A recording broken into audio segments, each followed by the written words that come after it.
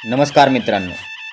किल्ले रायगड सह्याद्रीच्या कुशीत विसावलेला हा फक्त एक किल्ला नाही, हे एक 400 वर्ष जुनं जिवंत रहस्य आहे.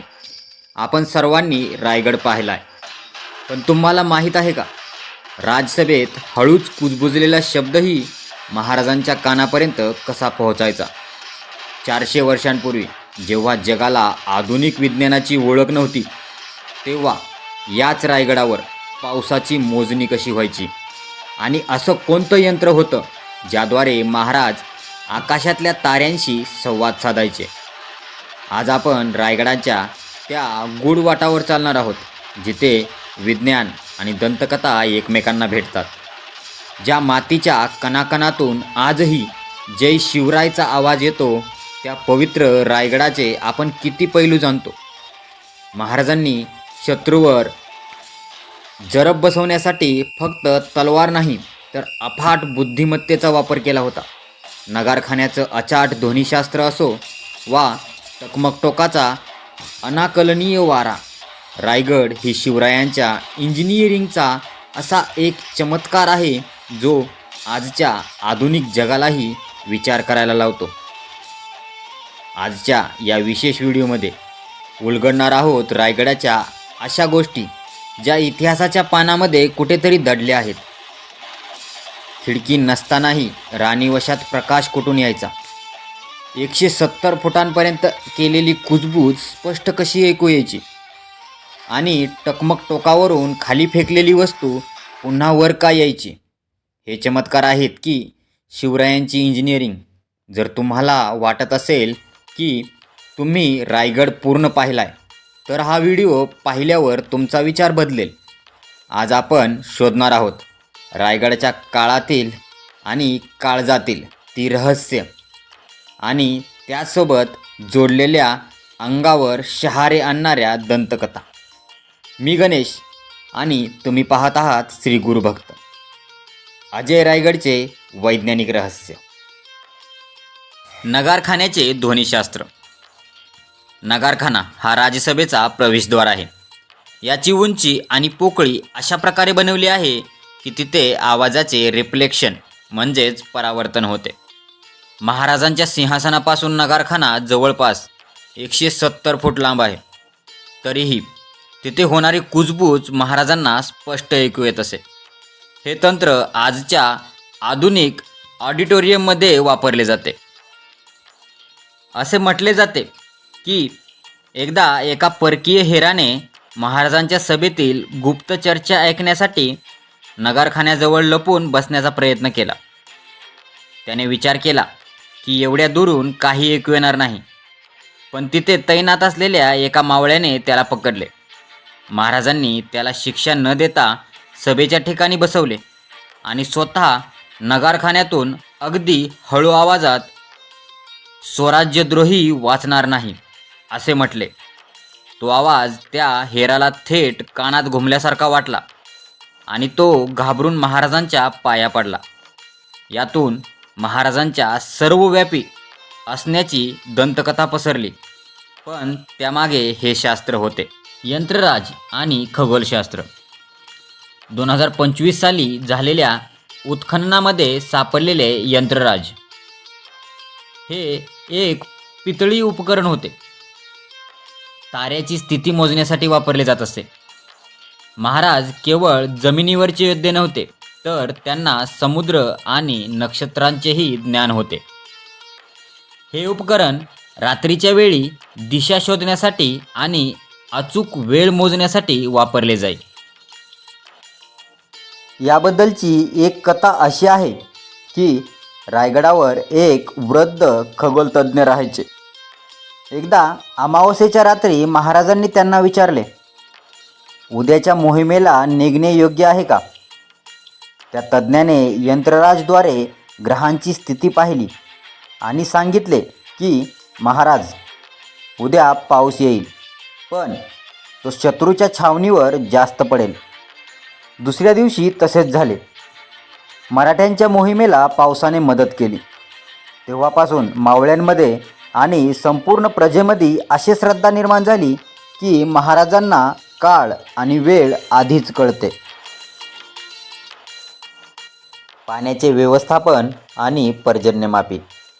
रायगडावर 2700हून अधिक पाण्याचे टाके होते.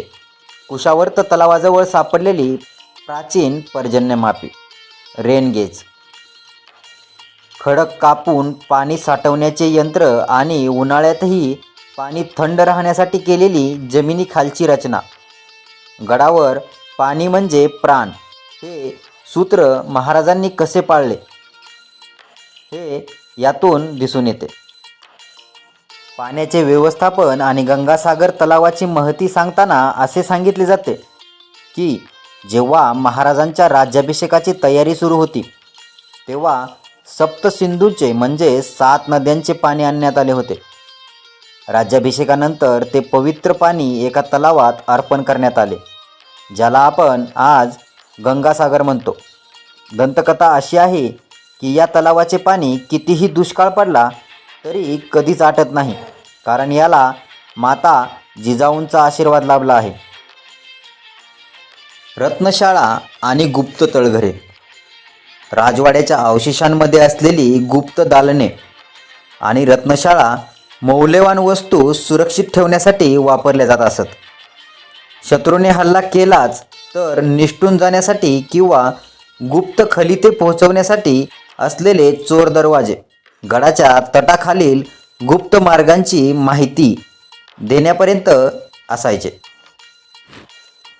त्याबद्दलची माहिती फक्त काही ठराविक मावळ्यांनाच माहिती असायची आणि महाराज ती माहिती गुप्त ठेवायचे. याबद्दल अनेक जुने लोक सांगतात की रायगडावरील रत्नशाळेत जिथे स्वराज्याचा खजिना ठेवला जायचा तिथे एक पांढरा नाग या खजिन्याचे रक्षण करायचा. अनेकदा शत्रूंनी हा खजिना चोरण्याचा प्रयत्न केला, पण त्या गुप्त तळघरात जाताच त्यांना भीतीदायक अनुभव यायचे किंवा ते रस्ता विसरायचे.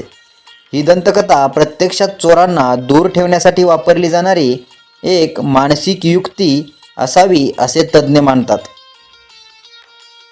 टकमक टोक आणि वाऱ्याचा दाब. टकमक टोकाची उंची सुमारे 1200 फूट इतकी आहे. इथली वाऱ्याची स्थिती अशी आहे की विशिष्ट कोनातून फेकलेली हलकी वस्तू पुन्हा वर येते. याच टोकावरून राजद्रोह्यांना किंवा गुन्हेगारांना शिक्षा देण्यासाठी कडेलोट केले जायचे. त्यामागचे उद्देश असा असायचा की ज्यामुळे कुणीही राजद्रोह करण्यापासून किंवा गुन्हेगारीपासून दूर राहावे. याच टकमक टोकाबद्दल एक रंजक लोककथा आहे. असे म्हणतात की जर एखादा माणूस निष्पाप असेल आणि त्याला चुकून तिथून ढकलले गेले तर रायगडचा वारा त्याला पुन्हा कड्यावर आणून सोडतो. अर्थात हे वैज्ञानिकदृष्ट्या वाऱ्याच्या प्रवाहामुळे शक्य आहे, पण गड निष्पापांना मरण देत नाही ही भावना लोकांच्या मनात या दंतकथेमुळे घट्ट बसली होती. राणीवसा एक अद्भुत वास्तुकला. 6 राण्यांसाठी बनवलेले स्वतंत्र महाल. खिडक्या नसतानाही तिथे प्रकाश आणि हवा कशी पोहोचत असे. स्काय लाइटिंग टेक्निक जे एक रहस्यच होते, जे त्या काळामध्ये एकदम सविस्तररित्या अस्तित्वात आणले होते. मातीच्या विटांचा वापर आणि चुना गुळाचे मिश्रण वापरून केलेले बांधकाम जे 400 वर्षांनंतरही भक्कम आहे. राणीवशात प्रकाश पोहोचवण्यासाठी केवळ वरून येणारा प्रकाश पुरेसा नव्हता. असे सांगितले जाते की महाराजांनी तिथे अशा पद्धतीने आरसे लावले होते की सूर्य एका विशिष्ट कोनात आला की त्या आरशांच्या परावर्तनामुळे पूर्ण अंधारी खोली प्रकाशमान व्हायची. लोक म्हणायचे की साक्षात सूर्यनारायण महाराजांच्या राण्यांना दर्शन द्यायला महालात येतात.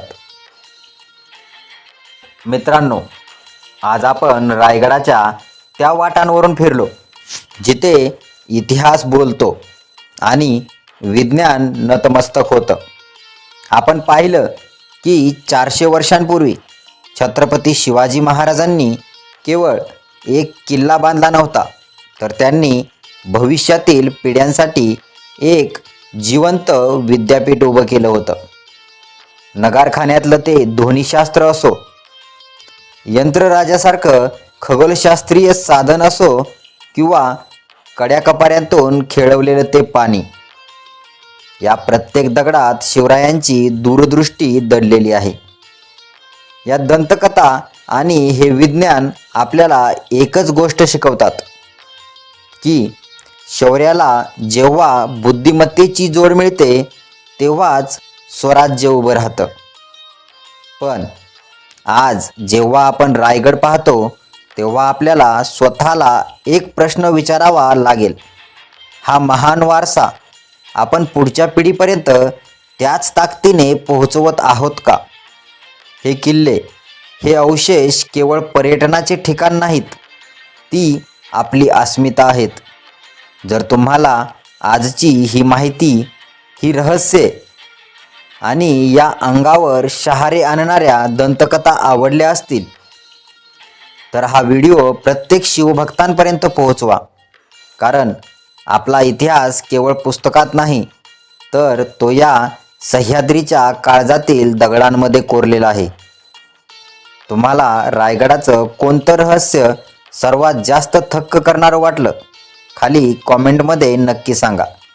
जर तुम्ही पहिल्यांदाच या चॅनलवर आला असाल तर आपल्या इतिहासाची अशीच न ऐकलेली पानं उलटण्यासाठी चॅनलला सबस्क्राईब करायला विसरू नका.